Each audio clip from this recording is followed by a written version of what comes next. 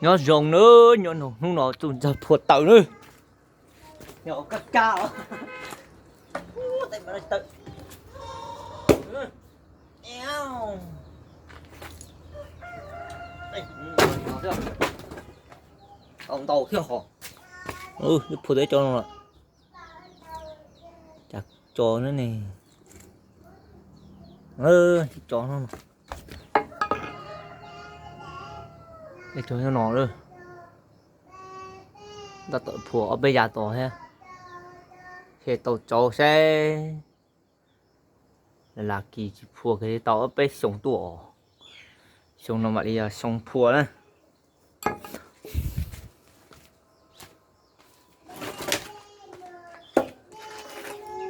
Cả thế à? Tàu là sao là chưa không có khó.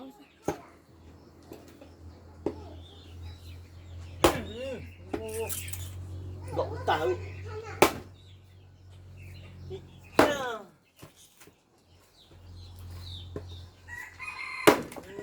Tàu bỏ thì bé không có khó đi. Tên nó xưa tên nó. Tên nó từ hư. Tên nó thế. Nhà hư. Cô gia nó từ từ. Từ. Nổ hư.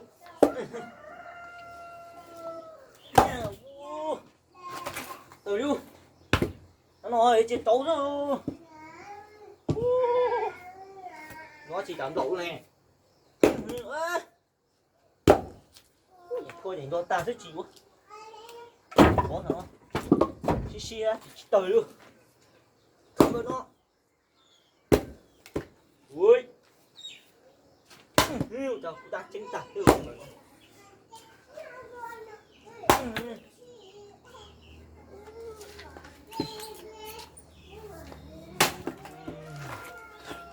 Kia nữa.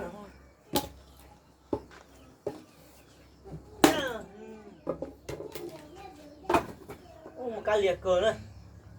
Một cái hay. Mới là nó mà cái búa.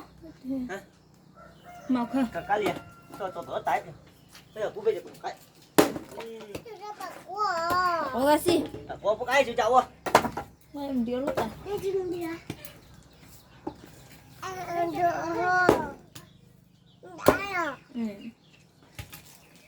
Dạ.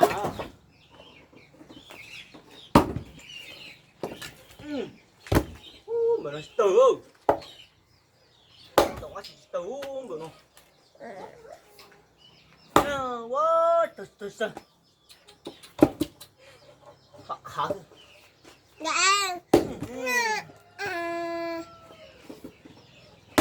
Thế tua à?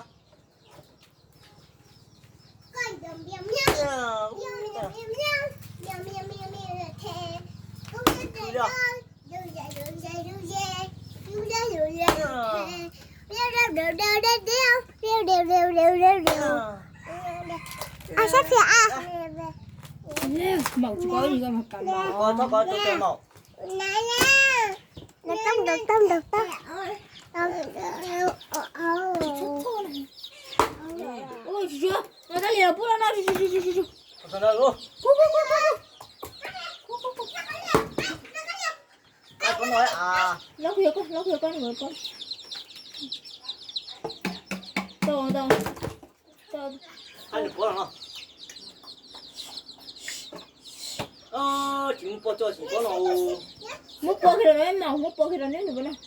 Bó khi đó nữa. Không biết bó đó nữa. Kia.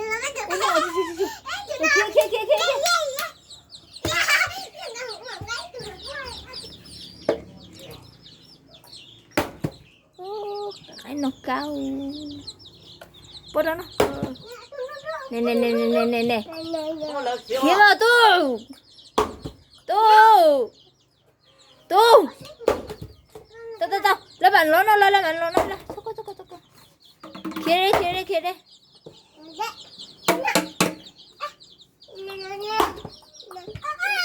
Cái có chùa.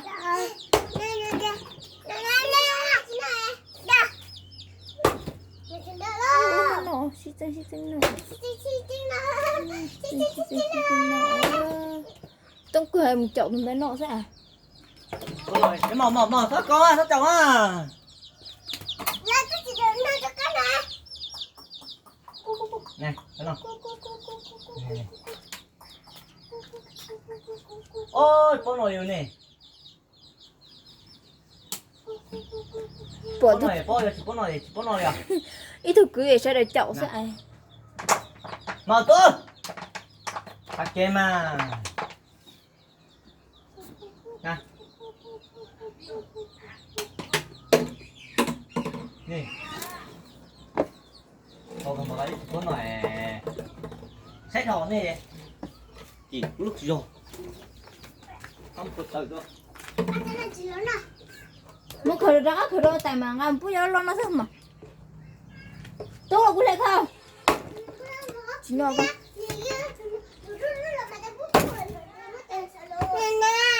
na na có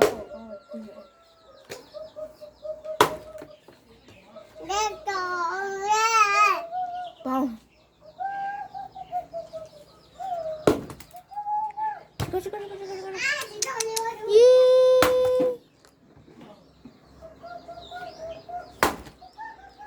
Cần thiết sao? Cần lọc cửa. Chị nói đi. Con nói nhiều nữa. bữa nó khởi đó tại thì bé bây giờ nó Nói cho chị nói đi. Bố nồi nữa. bây giờ nó nó khởi đó tao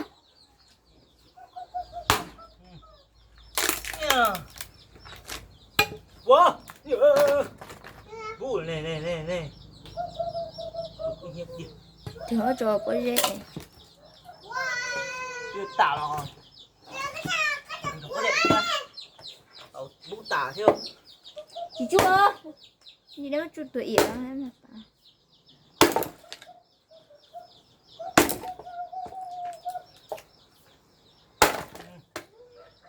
Lọc cười rồi, thấy đúng không?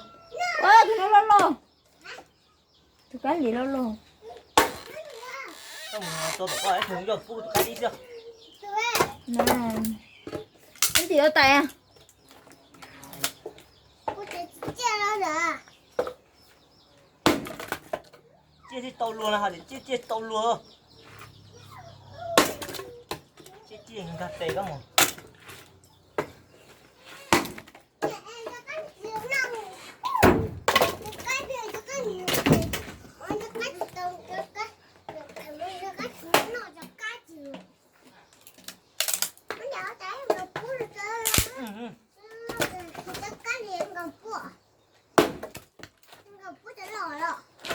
mà cô bà chỉ được khách đi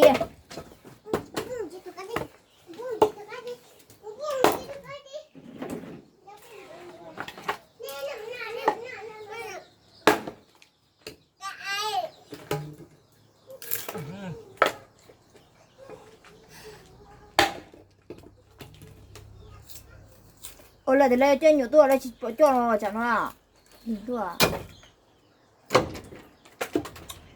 Thôi, cái điện lớn. tôi chỉ cho ca chẳng nó Một hỏi thì là nho thủy sản. cho Nè.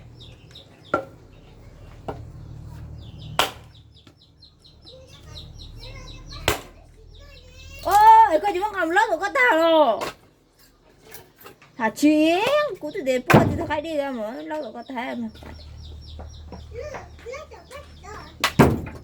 Đâu rồi à? lớp ở trên phúc cách rồi Ôi trời ơi, chị mua thì đủ lọc ai đây con mặc rồi.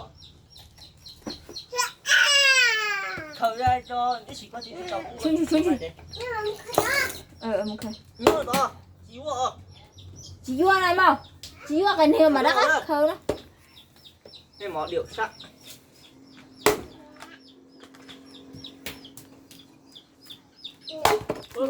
thì cho có đâu xe đi cho con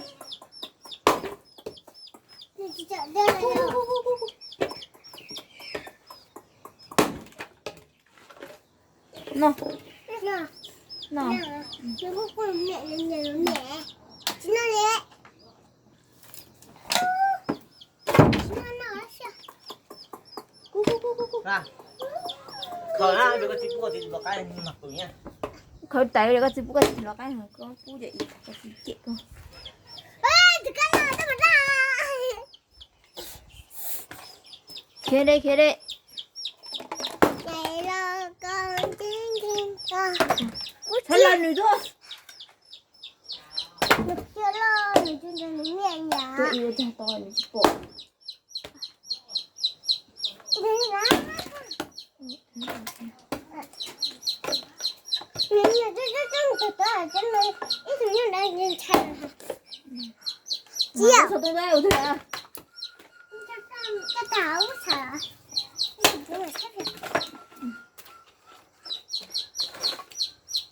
Xe gì? Đi. Yeah, da. Yeah, có nhiều món lợ tôi ơi có tốt cái ra, đi. cái gì nhớ tôi hại chứ bao chỉ có con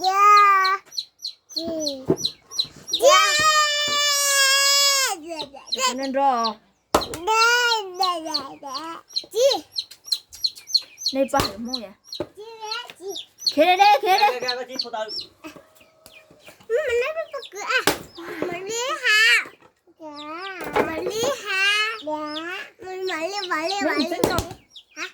mình chỉ tính tối gì cho mày nó kìm hello à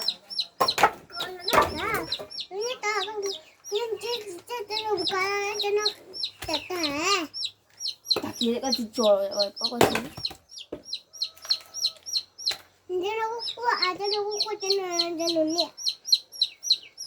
thằng nó à không ý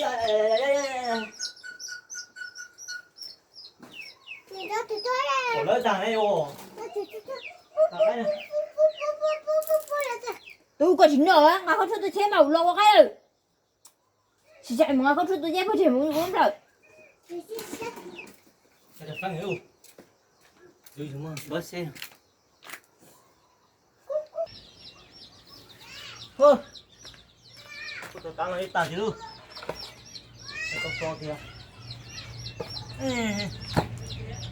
ý ô dạ chưa cái dạ chưa cô dạ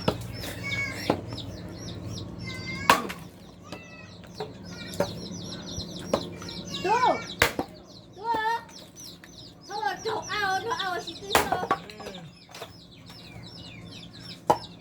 nhưng mà sáng nay tôi tao cái màu tôi cho rồi sáng nay là mình thích đâu xong rồi mình thích tao cái rồi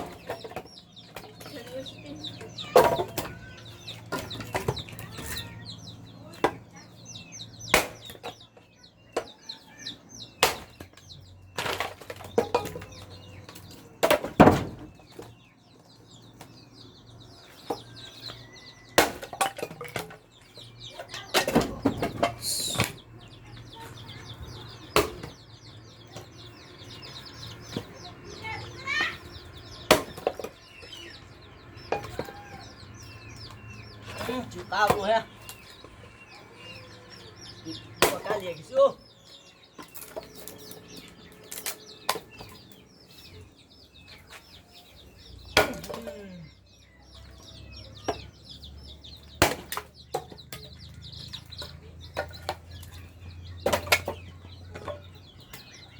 bỏ cái lối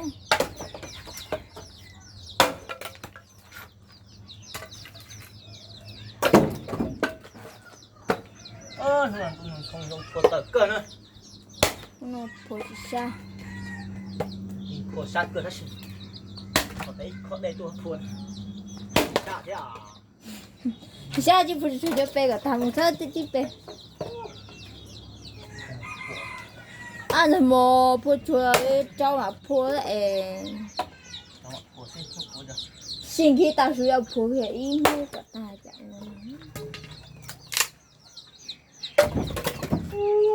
Bữa nào cái càng nữa hả? À kiểu nó sửa tia thôi mà. Một tiền thì chẳng. Xong chẳng. Gọi là hại luôn.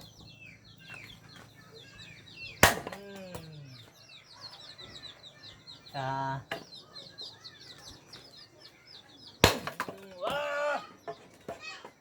To.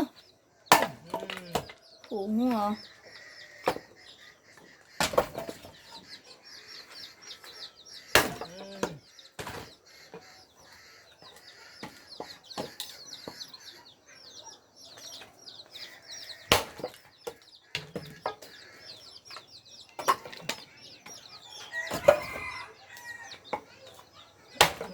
Cái liều.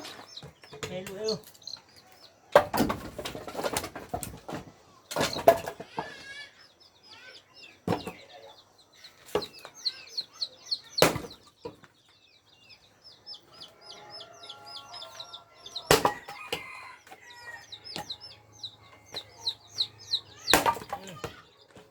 Cho cái. Một cái nào. Tắt từ.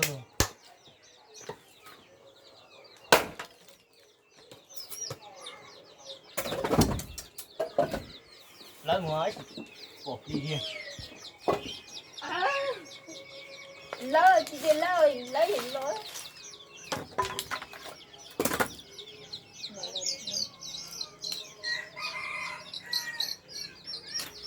Cái hư bỏ tay cái lơ lại. Ơ bố nhà tao phải. Một bọn tao rộng ấy. Bố chạy. Nhỏ cái nhỏ xí. Chú này chú xin ghé bố cái bé chú xin nó chỉ chú tùng bố cái gấu sẽ về mình cho uốn nhụa. Hồi để mình chạy cho nhụa còn chắc có mình tay cho uốn nhụa thế không? Ô Tôi nóng tàn đi.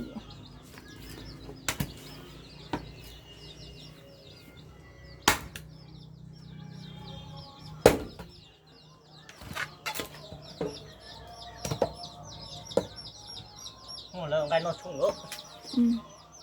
Cái đó nó冲ướp. Chỉ tao ăn hơi tao.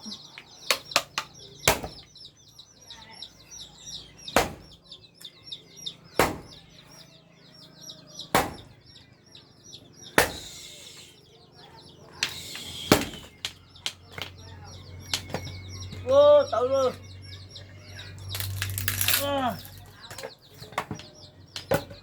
Tao được tài luôn.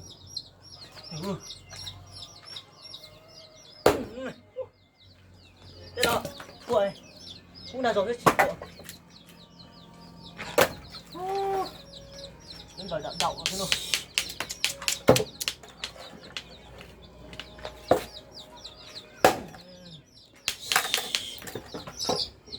Nó vậy này gì sao cũng đắt tay nè.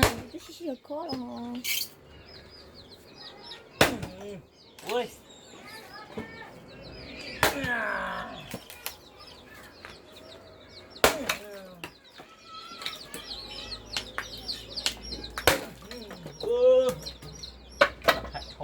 Chưa?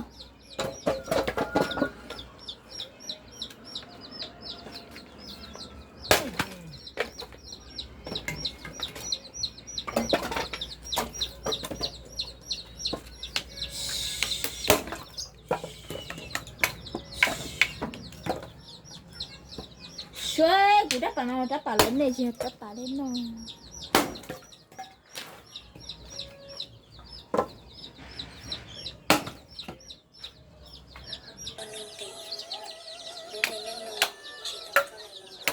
Ô, phơi nó chạy thừa phơi nó thế đâu.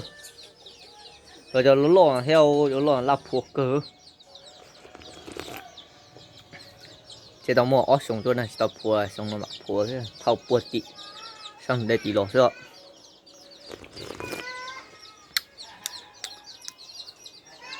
Bây giờ CG nó sẽ nói chụp phong gì của chờ sai của chờ video. Của chúng trời mua lúa tròn đầu cho nên ba chân gà kia ba sai thế này. Bên mặt CG đùa nên nhẹ mà chỉ nên ban đặc ví dụ của ấy cũng mà đi CC rồi uống cho chia rồi bên sai kia. Cái này của chọn rồi bên sai ok thì chỉ nhẹ sai này chỉ cô chỉ lấy trả. cho nó để cúi chỉ thay cho bé xe kia lại cúi phua cho cúi lên phua xí thế chỉ thay lại chị nó thay cho này cũng phua tao nó thế để xem nào để xin đi rồi nữa nó dùng cho bay cho không như cho nó cho tù à nhẹ cho sai bên trong này mông to xe này